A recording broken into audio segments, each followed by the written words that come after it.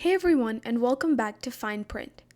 Today, we conclude part 5 of the India series by talking about the life and legacy of Indian nationalist Subhas Chandra Bose, the Indian National Army, and the Indian Independence Act.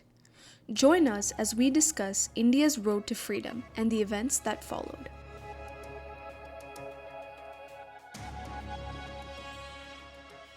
In the last episode, we covered the partition of Bengal and how a major reason for splitting the province was the strong nationalist presence in the area.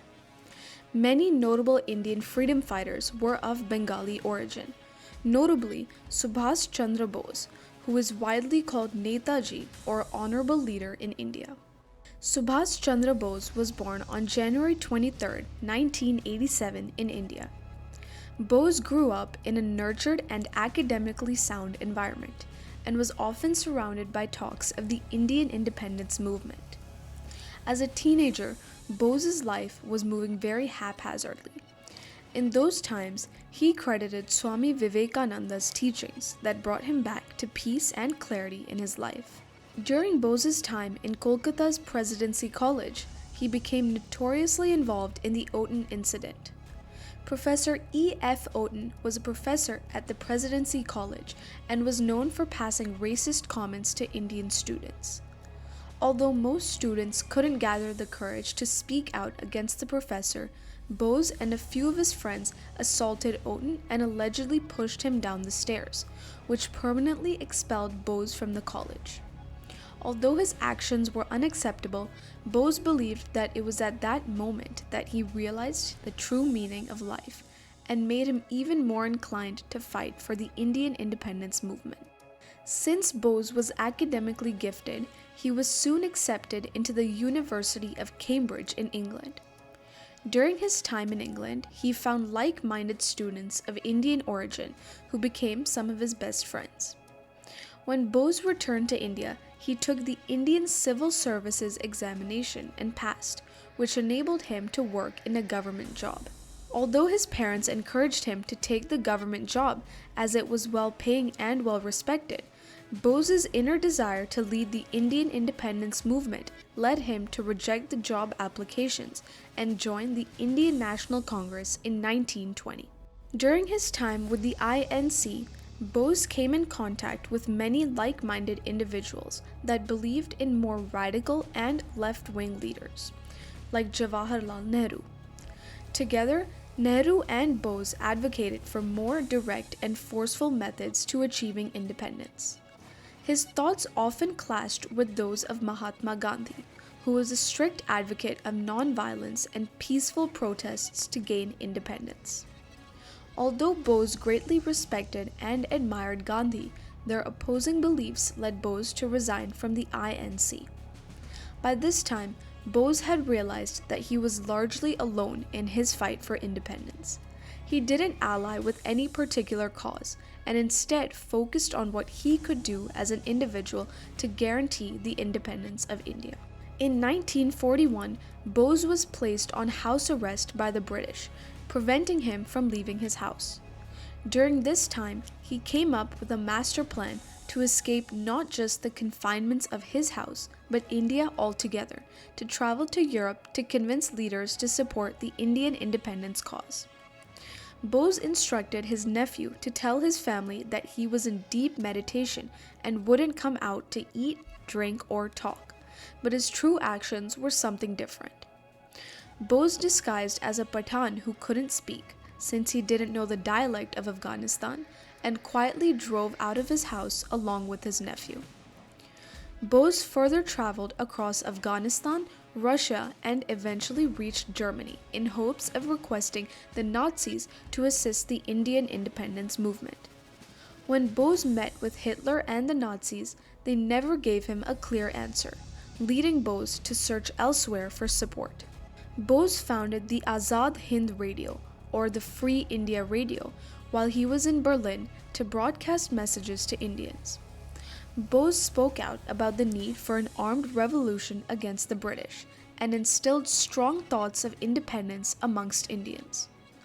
Although many resented his alliance with the Axis powers and Germany because of their resentment towards German anti-Semitism, Bose's primary goal was not to establish cordial relations with the Nazis, but rather earn some support to earn independence from the British. By 1943, Bose realized that Germany's true intentions were never to help the Indian independence cause, but more so to weaken Britain. He traveled to Japan via a dangerous waterway route around Africa and allied with Japan to strengthen the Indian independence cause. With the help of the Japanese army, Bose took command of the Indian National Army, which consisted of Indian prisoners of war. During Bose's time with the INA, the army strengthened greatly. Bose's slogan, Chalo Delhi, or On to Delhi, was the driving force of the Indian independence movement that represented the Indian intent of toppling the British government that was centered in Delhi. In 1944, the INA, allied with Japanese forces, advanced towards British India and gained control of much of northeastern India. Many of these campaigns faced setbacks due to the monsoons and strong British resistance. By 1945, the Allied powers had won World War II, which was a crushing defeat to not just Japan, but also the Indian National Army. Bose was left in an isolated position, with no assistance from possible allies. Some reports even suggested that Bose attempted to escape to the Soviet Union to gain Russian assistance for the independence movement. On August 18, 1945, Bose was traveling to Manchuria to eventually reach the Soviet Union when his plane reportedly crashed a few minutes after takeoff from Taiwan. He was taken to a nearby hospital where he was pronounced dead due to third-degree burns. Although there are many first-hand accounts of his death, most Indians didn't believe that he had truly died and believed that Bose had staged his death and was actually living as a saint in India. Still, reports of his death came to light, convincing more Indians that he had truly died in the plane crash. Bose's life story was nothing short of that of a hero. His rebellious nature throughout his childhood, although sometimes seen as overly radical, was the leading fuel to the fire in his own agenda for Indian independence. Throughout his life, he took many risks, sometimes changing his identity and other times making dangerous sea voyages to travel across Eurasia. Bose's life continues to be celebrated today throughout India, and his legacy remains one of pride, dedication, and honor.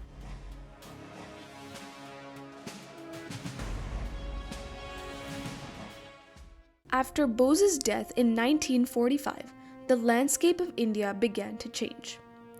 Although many expected Britain to gain greater control over India due to its victory in the Second World War, the following events were quite contradictory to what was expected. After Bose's death, several officers from the INA were captured and put on trial for treason in front of the Red Fort in Delhi. The three put on trial were, perhaps, the best representation of the immense religious diversity in India. Prem Kumar Sehgal, a Hindu, Gurbaksh Singh Dhillon, a Sikh, and Shah Nawaz Khan, a Muslim, were the three that were present at the trials. The three were charged with waging war against the British Crown, along with many other false allegations under the INA. Although the British hoped to suppress any thoughts of rebellion amongst Indians by putting the three as an example, the anti-British sentiments only increased. Mass protests and public support for the INA dramatically increased, and both the Indian National Congress and the Muslim League joined hands to free the three on trial. Under enormous public pressure, the British first sentenced the three officers to death, but later reduced their punishment to prevent further rebellions. What the British had hoped to demoralize the Indian independence fight had instead become a key factor in unifying India to fight against a common goal.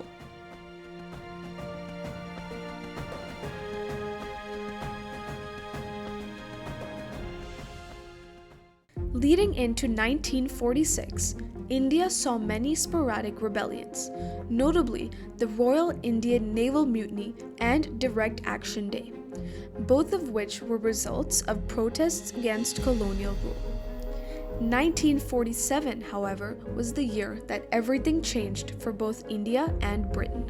On June 3, 1947, recognizing that Britain was becoming increasingly unable to rule India, Lord Louis Mountbatten, the last Viceroy of India, was commissioned to partition and free India. The plan was called the Mountbatten Plan and stated that India would gain independence but would be split into two dominions, India and Pakistan. India would be a Hindu majority and Pakistan would be a Muslim majority. Pakistan was further divided into East Pakistan and West Pakistan, which is present-day Bangladesh. The 500 princely states in India were given an option to join either India or Pakistan, depending on their geographic location and religious demographics, which created complications in Kashmir and Hyderabad after 1947. The creation of the India-Pakistan border was handed to British lawyer Cyril Radcliffe, who mapped out the border that split Punjab in the northwest and Bengal in the northeast. This line was officially known as the Radcliffe Line. The Mountbatten Plan aimed to make the transfer of power as peaceful as possible. On August 15, 1947, the Indian Independence Act formally took effect, which established India and Pakistan as two independent countries, which ended British rule in the area. The partition left lasting impacts on the subcontinent. Massive communal violence took place as mass migration and deportation occurred between India and Pakistan. Hindus living in the now Pakistani area were forced to migrate to India, and Muslims living in India were forced to move to Pakistan. This spurred many rebellions and increased religious tensions. The Mountbatten Plan left lasting implications on the disputed territory of Kashmir as well.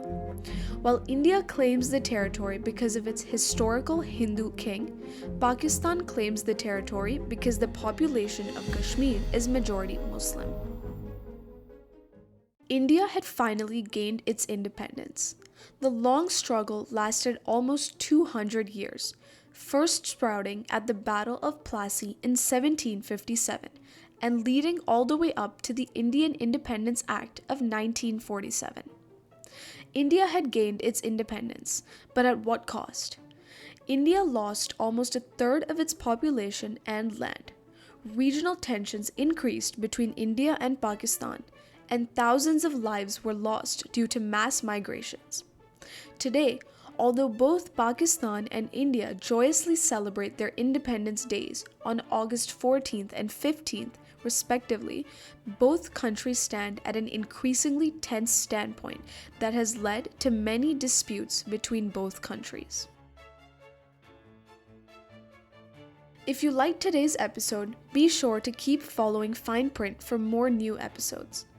Today, we concluded Part 5 of the India series, where we covered the history of British colonialism and how India gained its independence. Starting next episode, we will begin Part 6 and the final part of the India series, where we will cover current events in the Indian subcontinent that have had lasting impacts on India, Pakistan, and Bangladesh's diplomatic and international relations. Until then, keep listening to Fine Print and keep reading between the lines.